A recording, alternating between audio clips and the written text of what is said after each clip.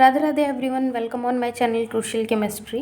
हम लोग organic spectroscopy में mass, this is not moss, sorry this is mass. I think पिछली video में भी मॉस हो गया होगा, सॉरी मैंने ध्यान नहीं दिया, उसको करेक्ट कर लीजिएगा। This is mass spectroscopy, spectrometry specially. मैंने फर्स्ट वीडियो में आपको बताया था कि क्यों हम इसे स्पेक्ट्रोमेट्री कह रहे हैं। क्यों कह रहे हैं? बिकॉज इसमें हम रेडिएशंस का यूज़ नहीं कर रहे हैं, हम आयंस के थ्रू हम सिग्नल्स को पढ़ते हैं। ठीक है, तो कुल मिला के हम लोगों ने हाइड्रोकार्बन के केस में बहुत अच्छे तरीके से समझ लिया है। आइसोटोप्स का केस हमने बहुत अच्छे तरीके से पढ़ा कि उनकी रिलेटिव इंटेंसिटी हम कैसे निकालेंगे।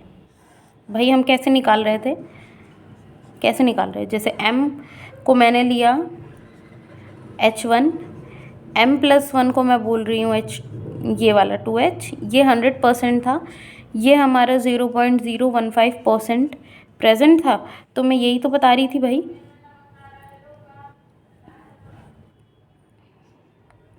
रिलेटिव इंटेंसिटीज़ की, है ना।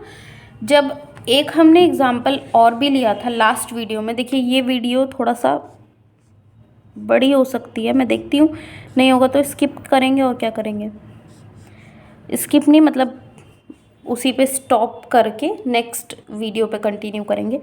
तो एंथ्रासीन का जो केस मैंने बताया था आपको, उसमें m=m+1 m+2 की वैल्यू मैंने आपको निकलवाई थी। ये क्या था हमारा 100% था, ये क्या था हमारा 15.5% आया था, और आई थिंक ये 1.1% आया। मैं एक ही डिजिट ले रही हूँ अभी, डेसिमल के बाद एक ही डिजिट। तो इसका ये क्या हम निकाल रहे थे, जो ये क्या निकाल रहे थे हम, रिलेटिव इंटेंसिटी निकाल रहे थे। और रिलेटिव इंटेंसिटी ये 100% है, इसकी सपोज 15% है अगर मैं इसका ग्राफ बनाऊँ तो, और ये 1.1% ही है। तो इस टाइप से कुछ बनेगा, है ना। तो हम रिलेटिव इंटेंसिटी को देख चुके हैं हाइड्रोकार्बन के केस में। ठीक, अब हम आइसोटोप तो चल ही रहा है, आइसोटोप में ही अब हम रिलेटिव इंटेंसिटी को निकालेंगे।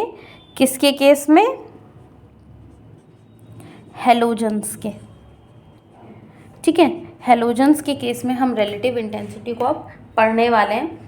तो थोड़ा सा दिमाग से समझना पड़ेगा, क्योंकि है ये थोड़ा सा कंफ्यूजन क्रिएट करने वाला टॉपिक। n है, अगर मैं बोलती हूँ कि n है हमारा टोटल नंबर ऑफ हैलोजन, इसको मैं कह रही हूँ टोटल नंबर ऑफ हैलोजन, तो नंबर ऑफ आइसोटोपिक सिग्नल, तो नंबर ऑफ आइसोटोपिक सिग्नल्स क्या हो जाएगा? n। मतलब जितने नंबर ऑफ हैलोजन उतने ही number of isotopic signal. Simple सी बात है ये, इफ लगा लीजिए। अब देखिए n बराबर अगर 1 है, ठीक, तो क्या होगा? m और साथ में m+2, इसको थोड़ा पास में लिखते हैं, m+2। n बराबर अगर 2 है तो m तो है ही है, साथ में m+2 और m+4। ठीक है, यहाँ पे m+1 m+3 ऑड वाला सीन नहीं होगा। अगर n की वैल्यू 3 मतलब नंबर ऑफ हैलोजन 3 है, तो क्या होगा? m+2 m+4 m+6। इतना समझ में आ रहा है? 3 तक ही चलते हैं, क्योंकि जनरली 3 के आगे हमें क्वेश्चन नहीं देखने को मिलेंगे एग्ज़ाम में। घबराने की ज़रूरत नहीं है, ये थर्ड वाला ही हालत ख़राब करता है। मैं पहले से इसलिए बता रही हूँ ताकि आप लोग फोकस होके समझिए। जैसे पहले से अगर मैं किसी टॉपिक को बोल दूँ ना कि ये ईजी है, तो अच्छी बात है, आप लोग उसे समझेंगे, ऐसा नहीं है। बट जो टॉपिक देखिए, अभी तक मैंने आपको जो पूरी स्पेक्ट्रा पढ़ाई है, और उसमें मैंने कुछ ही टॉपिक ऐसे होंगे जिनको मैंने बोला था कि ध्यान से पढ़ने के लिए, बट इस टॉपिक को मैं सच में कह रही हूँ कि दिस इज़ कन्फ्यूजिंग टॉपिक, तो इसे तो बहुत ही ध्यान से पढ़िएगा। पूरी स्पेक्ट्रम में ये टॉपिक आपका सबसे ज़्यादा कन्फ्यूजन क्रिएट करता है। ठीक, जो आपकी ये वाली सिग्नल है, ये क्या देते हैं हमें? Isotopic signal. अब आइसोटोपिक सिग्नल अगर किसी को नहीं पता है तो वो प्रीवियस वीडियोस को जा कर के एक बार देखें। ठीक है, ये वाले सिग्नल हमें आइसोटोपिक सिग्नल देते हैं। इतना समझ में आ रहा है? अब आगे बढ़ते हैं।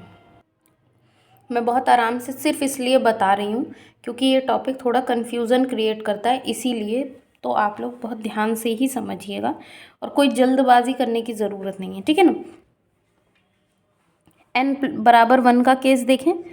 n बराबर 1 में सपोज़ मैं एक क्लोरीन ले रही हूँ। ठीक है, एक क्लोरीन, तो यहाँ पे m क्या होगा? 35। ठीक है, और m+2 क्या होगा? 37 क्लोरीन। समझ में आया? तो आइसोटोपिक सिग्नल हमारा आएगा इसकी वजह से। आइसोटोपिक सिग्नल मतलब क्या? रिलेटिव इंटेंसिटी ये होती है, यहाँ m/z होता है ना? ये आपका m का और ये आपका m+2 का। तो ये जो छोटे छोटे आते हैं ना, ये आइसोटोपिक सिग्नल है, मैंने बताया हुआ है पहले वीडियो में। अब आगे बढ़ते हैं। n बराबर 2 की बात करते हैं। ठीक है, 2 क्लोरीन ले लेते हैं। ठीक है, नंबर ऑफ हेलोजन ही तो है ये, तो नंबर ऑफ हेलोजन हमने 2 ले लिए। अब यहाँ पे m क्या होगा? हमारे 2 हेलोजन है, दोनों कैसे हैं? एक तो 35 क्लोरीन है और एक क्या है? 37 क्लोरीन। इन दोनों का मास क्या होगा बेटा? 70।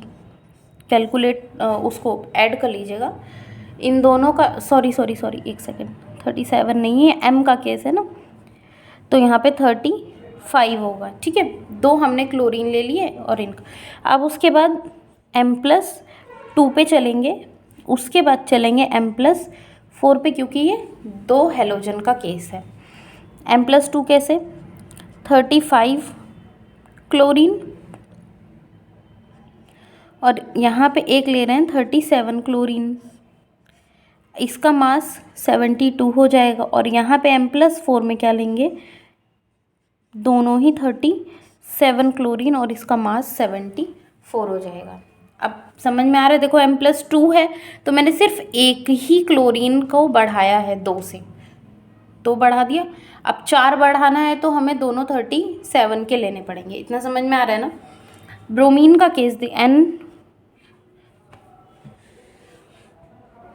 n बराबर 3 का केस देखते हैं। इसमें हमारा आएगा ब्रोमीन, तो हमें 3 ब्रोमीन लेना है। ठीक, एक होगा m, एक होगा m+2, m+4 और m+6, ये 3 होंगे। 3 ब्रोमीन लेते हैं, तीनों 79 वाले, क्योंकि सिर्फ m है ना ये, इसलिए इनका मास जब हम ऐड कर देंगे आएगा 237। m+2 है तो इसकी जगह 81 ब्रोमीन लेंगे, बाकी ये दोनों 79 वाले ही होंगे। ठीक है, समझ में आ रहा है? m+4 में क्या होगा? ये m+6 में क्या होगा? तीनों ही 81 वाले रहेंगे।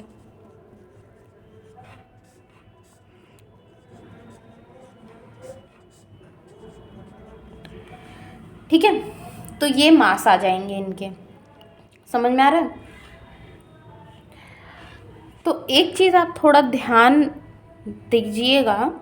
अच्छा, ये ठीक है, कोई दिक्कत नहीं। ये आई थिंक इसको ऐड करो, ये 236 आएगा। एक सेकंड में ऐड करती हूँ।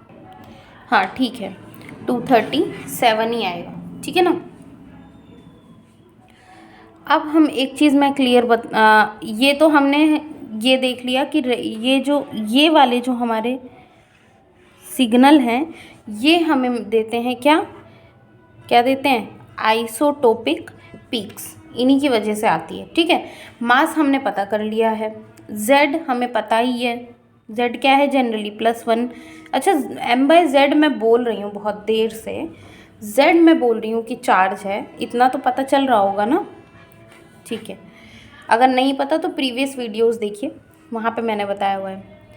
अब इंटेंसिटी रेशियो पे आते हैं, जिसकी मैं इंटेंसिटी रेशियो की बात अब करती हूँ कि इंटेंसिटी रेशियो हम जैसे हम लोग कार्बन की बात कर रहे थे, तो यहाँ ग्राफ में हम कुछ बता रहे थे ना इस टाइप से ग्राफ वगैरह बना के, तो हेलोजन्स के केस में ये कैसे बनता है इस पे चलते हैं।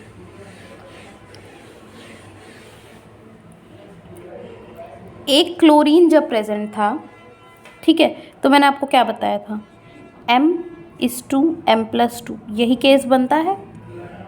m क्या है, एक ही क्लोरीन है तो 35 क्लोरीन, m+2 में क्या है 37 क्लोरीन। ठीक है, 35 क्लोरीन की अबेंडेंस 100% होती है, इसकी होती है 33%।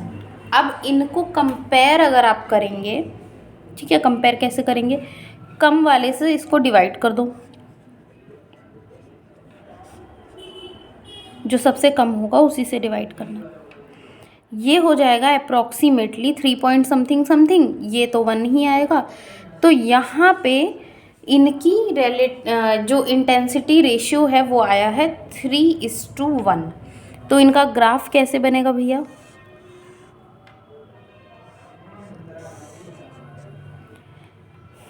3:1 का ग्राफ इनका इस तरीके से बनेगा। ठीक है, ये एक क्लोरीन था, सिंपल था, कोई दिक्कत नहीं थी। अब 2 क्लोरीन के केस पे चलते। एक बात याद रखिएगा, 35 क्लोरीन हम अभी अभी निकाले हैं 3, और 37 क्लोरीन ये 1 आया है। ठीक है, ये याद रखिएगा बस, यही तो निकाला है भैया m, और ये क्या था m+2 है ना, यही तो रेशियो निकाला है। अब 2 क्लोरीन की बात करते हैं। 2 क्लोरीन के केस में n = 2 की मैं बात कर रही हूँ। ठीक है ना, ये कैसे निकालेंगे, देखो इसमें कितने केसेस होते हैं, एक तो होता है m, एक होता है m+2, एक होता है m+4, यही इतना होता है। ठीक है, m में क्या क्या आएगा, 2 क्लोरीन है तो दोनों 35 क्लोरीन आ जाएंगे। m+2 में क्या होगा, एक 35 और एक 37। अब सपोज़ ये वाला एज इट इज़ रहा, ये चेंज हो गया, बट ये भी तो हो सकता है कि ये 37 पे पहुंच जाए और ये 35 ही रहे, 2 केस बन सकते हैं ना, तो मैंने दोनों लिख दिए। अब m+4 में क्या होगा, कोई कन्फ्यूजन नहीं, दोनों ही 37 क्लोरीन के हो जाएंगे। ठीक है, कोई दिक्कत नहीं। अब हमें क्या निकालना है, रेशियो, यही तो निकाल रहे हैं।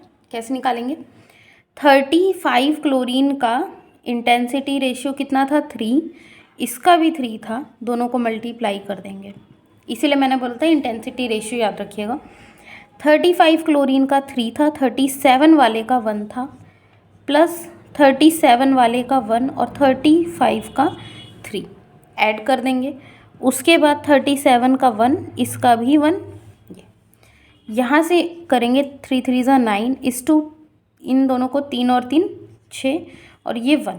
हमारा रिलेटिव इंटेंसिटी रेशियो क्या आया है, 1 इन केस ऑफ 2 क्लोरीन। तो ये कैसे होगा भाई, इसका ग्राफ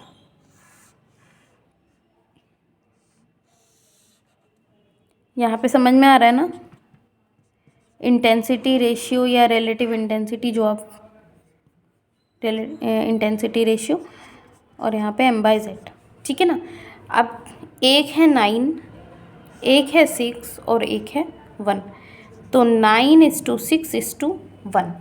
ठीक है, एग्ज़ाम में आपको क्या होगा, कोई केस दे देगा इस टाइप से कि 2 क्लोरीन का, 2 ब्रोमीन का, जो भी आपको निकालना वो, उसके बाद वहाँ पे क्या होगा, आपको कुछ ऑप्शंस दे देंगे, जैसे 9:6:1 दे दिया, 2:3:1, ऐसे करके कुछ भी, और वहाँ पे आपको ऑप्शन में टिक करना होगा, तो आप यही वाला टिक करेंगे। खुद से निकालना आ रहा है ना कैसे, अब थोड़ा थोड़ा मुझे लगता है क्लियर हो रहा होगा। थर्ड वाले पे चलते हैं। 35 क्लोरीन का इंटेंसिटी रेशियो 3 था, 37 का 1, इतना समझ आया ना। अब थर्ड केस पे चलते हैं जहाँ पे 3 क्लोरीन हमें लेने पड़ेंगे, ठीक है ना। 3 क्लोरीन कैसे, एक तो M होगा, एक होगा M+2, M+4 और M+6, यही होगा भाई। तीनों क्लोरीन M है तो 35 ही रहेंगे। समझ में आ रहा है, कोई दिक्कत नहीं। अब यहाँ पे क्या होगा, M+2 में एक तो 37 हो जाएगा, बाकी ये दोनों क्या रहेंगे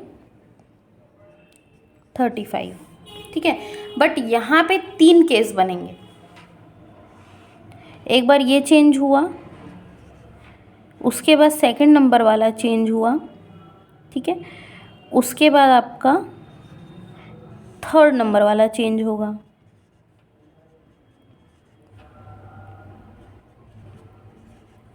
ठीक है ना, ये आपके 3 केस बनेंगे।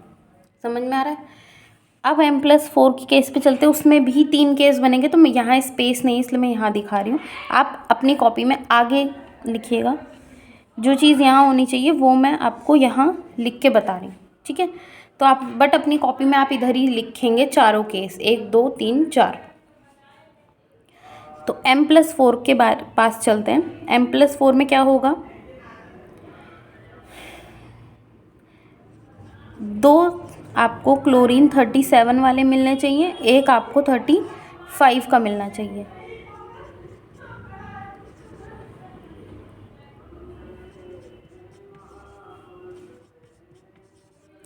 ठीक है,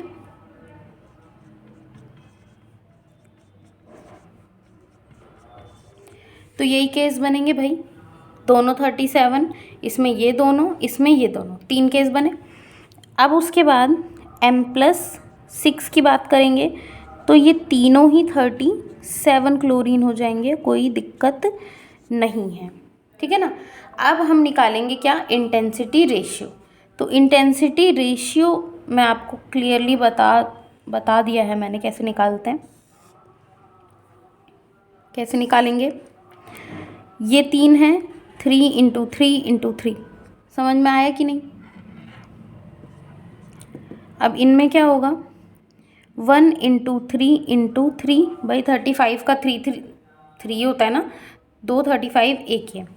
अब यहाँ पे ये हो गया, प्लस ऐड करिए, 35 का 3, 37 का 1, 35 का 3, ठीक है।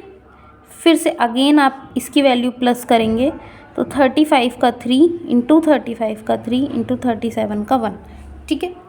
इसमें आइए, यहाँ पे आपका 1 × 1 × 3 प्लस में 1 × 3 × 1 प्लस में 3 × 1 × 1, इतना, और प्लस में ये तीनों का 1 1 1, यही तो आएगा ना। अब इसको करते हैं सॉल्व, 3 3 3, तीनों को मल्टीप्लाई करेंगे तो क्या आएगा आपका, इस वाले का मैं यहाँ लिख रही हूँ, आएगा आपका 27, ठीक है। अब 3 3 ज़ा 9, 3 3 ज़ा 9, 3 3 ज़ा 9, तो तीनों 9 को ऐड करेंगे तो आएगा आपका 27 अगेन। और उसके बाद यहाँ पे आते हैं 3 3 3, तो हो जाएगा 9, और ये तो 1 है ही। तो आपका इंटेंसिटी रेशियो क्या आ गया, 27:9:1। समझ में आया। इसको ग्राफ पे प्लॉट करेंगे तो कैसे करेंगे, यहाँ पे स्पेस है मैं बताती हूँ। 2 आपके क्या आए हैं 27 पे सेम, उसके बाद एक आपका आया है 9 पे, एक आपका आया है 1 पे। इस तरीके से आप प्लॉट करेंगे। क्या है ये, 27:27:9:1, ठीक है। आपको इस टाइप के ऑप्शन मिल सकते हैं या आपको ग्राफ भी मिल सकता है एग्ज़ाम में, तो जो भी मिलेगा आप उसी के हिसाब से अपना ऑप्शन मार्क करके आएंगे, ठीक है। तो ये था आपका क्लोरीन का केस। अब हम नेक्स्ट वीडियो में पढ़ेंगे case of bromine. Thank you.